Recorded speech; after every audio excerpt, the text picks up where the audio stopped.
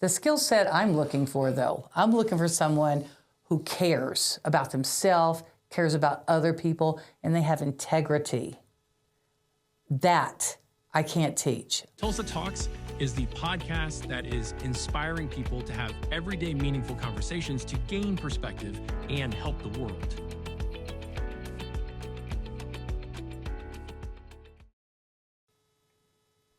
Welcome to Tulsa Talks, where we're going to talk about business, careers, and today's guest is Teresa McConnell. Yes. Teresa, welcome to the podcast. Thank you. Thank you for inviting me. Yeah. We don't want all of the horrible, gory things to be shared today of our past, but we do want to have a bit of a rundown to where you got to where you are owning a small business through your life experience. Okay. So you were telling me that you had somewhat of a challenged childhood, if not more than that. Can you tell me a little bit about your youth and how you went through high school?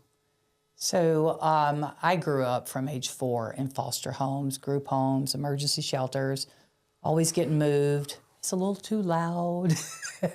Imagine that.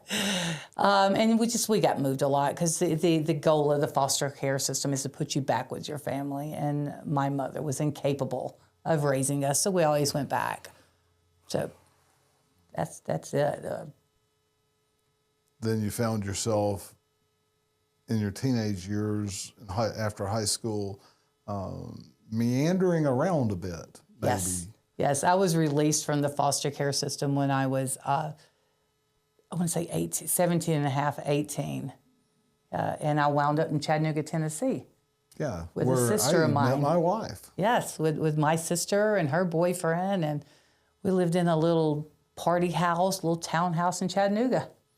Yeah, what part of Chattanooga? East Chattanooga, East Brainerd. Yeah. Yeah. Right there by the ridge, I guess. Yes, yep. Cool. So after that, what happened to push your life into a more challenged area in your early adulthood? Well, I got pregnant when I was 19, which changed everything. I started, there's no other way, I started drinking with everybody, and I fell in love with drinking like immediately. Me and beer, and we were best buddies. Yeah, kind of numbed the feelings and quieted the mind? It did. At first it was just fun. We're talking about bands, we're talking about, life stories, and everybody's drinking to excess. It was never let's have a meal and a couple of glasses of wine. It was let's play quarters, let's drink until we puke. And I was, even at an early age, drinking past them. But it quieted who am I and the inner critic in me, and I was part of. Yeah, and I carried it to an extreme, but I didn't realize I was carrying it to an extreme. Yeah. You're a bit of a strong personality right now. Have you always been somewhat? Always, yes. And a lot of people try to quiet that loud personality instead of redirect it. Right. A lot of children are on these anxiety medication, and they've labeled themselves as ADHD or this or that or the other, and they medicate themselves down instead of finding a purpose. Right. And you didn't take that road, other than you self-medicated. I self-medicated. I did get the ADHD diagnosis when I was younger, and they tried to give me, I think it was Ritalin, and it did nothing. Did nothing for me. But yeah, I self-medicated with alcohol, definitely. And what was your breaking point of not wanting to be self-medicated anymore? What helped you to transition from self-medicating to not tolerating that lifestyle anymore? Oh, Craig, let's see. Super long story, but I'm so okay. I'm not going to tell. Not going to tell the long story. How did you realize you were completely broken and you didn't want to tolerate that lifestyle anymore? Because I was handed a piece of paper by a judge. That's it. What was that piece of paper? It said, go to 12-step meetings and get your paper signed, or go to prison for 7 years. It was by anyone who walks into any room of recovery and says, I'm broken and I need help. I respect them so much. I was pushed in and told to sit down. So this 12-step program's helped you a little bit? No, it's helped me a lot. I came in and I sat down and I listened to what the people had to say. Because I've been told for years and years, you drink too much, you're an alcoholic, you need to quit doing what you're doing, you're hurting yourself, you're hurting the kids, and none of it, everybody would tell me why to quit. No one told me how. And then when I got in the rooms of recovery, they told me I used to feel and drink like you do, and I don't do that anymore, and this is how I did that. Yeah. So you found a community with a method that you could attach yourself to and come out of that other community that was allowing or assisting you staying in that alcoholism. Yes. You found another community that helped you attached to them that was outside that community, which gave you a sense of belonging? Yes, definitely a sense of belonging. And then they gave you a clear-cut way of transforming your life. Absolutely. They raised me. How old were you? I was 40. And they raised you at 40? They're still raising me. There's so much I didn't know about life. Craig, I think I was probably 41 years old when I figured out that in spring, these different colored flowers come up and they go away, and every spring they come back. I remember looking and saying, oh my gosh, look at all these yellow and blue flowers. I'd missed them my entire life. Yeah. Yeah, my wife is actually more aware of our surroundings than I am. I know that sort of thing. But she's, look at this, look at that, look at this, look at that, look at this as we're driving down the road. And I am the person that is thinking inside myself, understanding different angles of theology and philosophy, right, and psychology. My being is actually more internal, and my wife is more external. Right. And between those two, we really give each other a good balance. Oh, I like that. So you're getting raised at 40 years old through AA. Yes. And how long ago was that? It was. How old are you now? I am 56 years old. Yeah. I've been sober since December 5th of 2008. That's awesome. Yes. And what has changed in your life from being an alcoholic to a person that attends AA meetings in that last 16 years? How long? You're in your own business now. Apparently I am. Something changed. Lots of things change. First, I have to say this, that I do not represent AA in any way. I just want to say that. But that's where I found sobriety and recovery. So here's some things that changed. When I was 40 years old, I was absolutely unemployable because I tore up any kind of record I had. I didn't have a cell phone. I lived in what we call sober houses here. And this lady who helped me get into, so I placed a child for adoption. And the director of crisis pregnancy outreach, Cheryl Ballman, she knew me, she loved me. She had some neck surgery, and she reached out to me and asked if I would come help her clean her house. And she would pay me for that. So I did. I went and helped her. While you were in a sober living house? While I was in a sober living house, yes. So, I mean, I can't get a job anywhere else with the exception of I probably could go wait tables somewhere, which is not a good job for an alcoholic. So I went and I helped her, and I started cleaning her floors. I took care of the dogs. I took care of the whole house for her. I used to go every day for 3 hours. And also I talked with her because she was very lonely. And how long ago was this? That was 16 years ago. Yeah, I did that for her for... as you were getting sober. As I was getting sober, yes. About 15 years ago. This opportunity kind of developed as you were getting sober. Yeah, it just fell in my lap, yeah. So you were taking the right step and something incredible falls in your lap. Yes. So I started working for her, and then I worked for her daughter, one of her daughter-in-laws. Some people in AA kind of heard I was cleaning houses, and they asked me to work for them. And I started building a little business out of it. And where are you now with that business? With that business, I actually own a legitimate business called Level Up Cleaning, and I don't clean anymore. I run the business, and I have 10 amazing cleaning techs out in the field that I pay well. I take care of them because I know what they do out there. I know they're the heart and soul of my business. And with this past and you developing a business, that might have helped you get that realization of what other people need? Oh, yes, absolutely. We go in, no judgment, no judgment. People, they need us. Yeah. I'm talking about like your employees. My employees, yeah, I know what they need.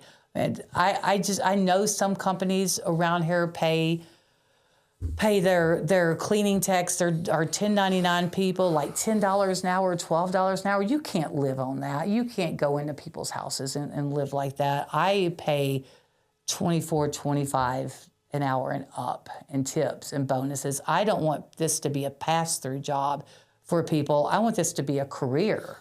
And I want them to love what they're doing. Yeah. So you're finding people that might have a skill set or do have a skill set to do what you need to have done. The skill set I'm looking for, though, I'm looking for someone who cares about themselves, cares about other people, and they have integrity. That I can't teach. I can teach them how to clean. I can't teach them how to care about their job and be kind to people. And you know what I mean? I'm looking for soft skills. I can teach the heart. I can teach the cleaning. As long as they have physical abilities? Oh, yeah, absolutely. They got to have physical ability, yes. To be able to move at a reasonable rate? Oh, yeah. And you were telling me something about your systematic approach to doing what you guys do operationally inside businesses and houses. Is that right?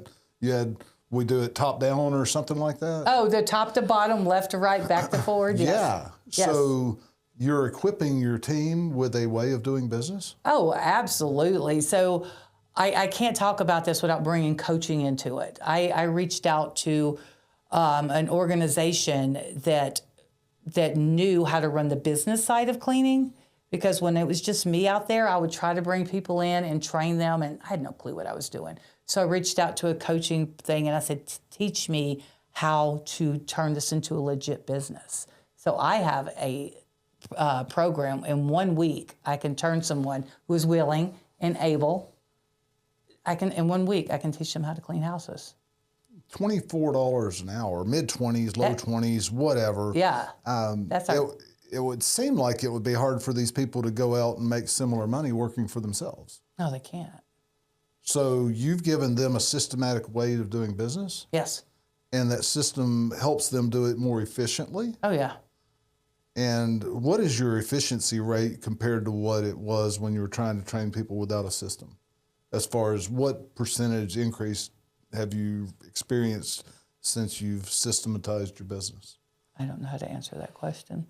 It would take... I know when we were in the lawn care business years ago, we had a similar system in place, and we were able to equip people with the systematic approach pretty rapidly. Right. And the people that would not buy into the system could not do a third of the work. Oh, okay. I see what you're saying. People that did buy into our system, and those people that didn't buy into the system didn't stay very long.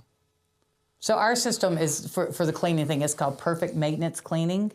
And we wear aprons, and you come in and you start in a place and you go left to right, top to bottom, backward to forward. Because everybody that interviews with me, oh, I love cleaning. Oh, I know how to clean. I clean my mom's house. Number one, no, you don't love cleaning. You think you know how to clean, and you don't love. Nobody loves cleaning. They just don't. I can teach how to stay focused and do what you do instead of being all over the place. That's what I'm talking about. Yes, that. And so with that system, you probably get more production than you pay. Absolutely. Absolutely. So we have a solo model. I put one person in a house. It takes one person 3 hours to clean a house. You put two people in that same house, they're going to be in there 4 hours because they're chit-chatting.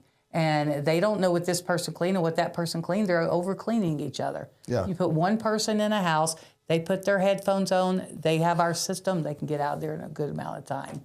So a career person should look for a company like yours to work with. Yes.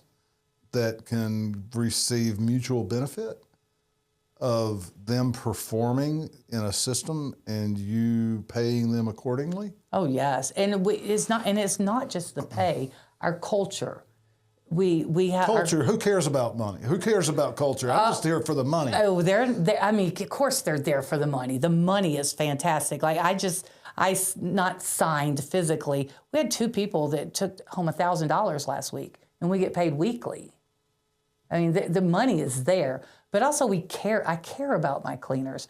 We have our core values of professionalism and positive attitude, respect. We don't care who people vote for. We don't care who people sleep with. We don't care, if people are good to us, we're going to be good to them. And then we have ownership and accountability. If we mess up, we accept responsibility for that. We don't point fingers. We say, how can we fix this? But when we do good, we celebrate, and then we serve. I'm sure you know this about me from us being in the Bong thing together. The Bong Business Owner Network Group, not smoking marijuana. Not smoking marijuana, yes.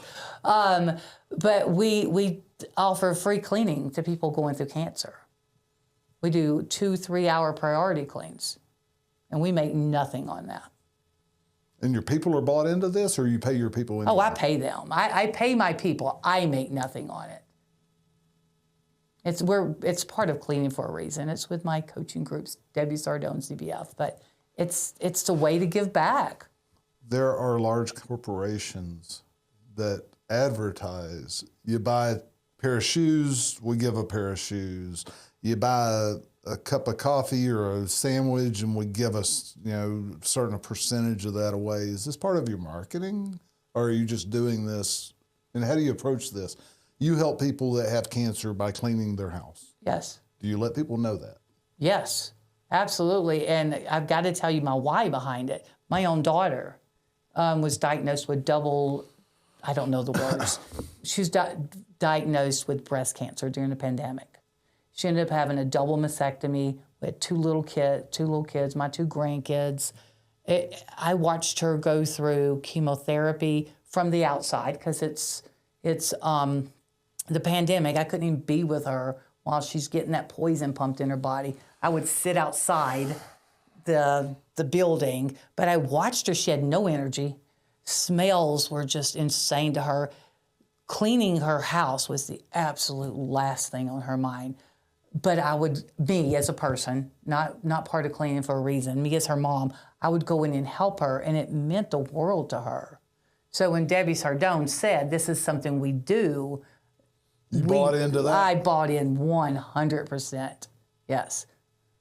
So from being an alcoholic and not caring about yourself and going through a program of finding a community that cared about you and had a process for you to change. Yes. You found a business. Yes. That's worth having. Yes. You have employees worth having. That I genuinely care about, yes. And you've been able to give back to the community. Yes. Why would you not want this? I love it. I am proud of what I've built. Super proud. Yeah. And we want to inspire people with meaningful everyday conversations of helping me and hopefully you see life from a different perspective through people that are real people that have challenged past, like all of us do to a certain degree, help us see around corners to be able to help each other live better lives. Teresa, thanks for coming on to the podcast today. Thank you for having me. We are here to help you discover or develop your passions, how you can use them, and why you exist. How can we help you help others better?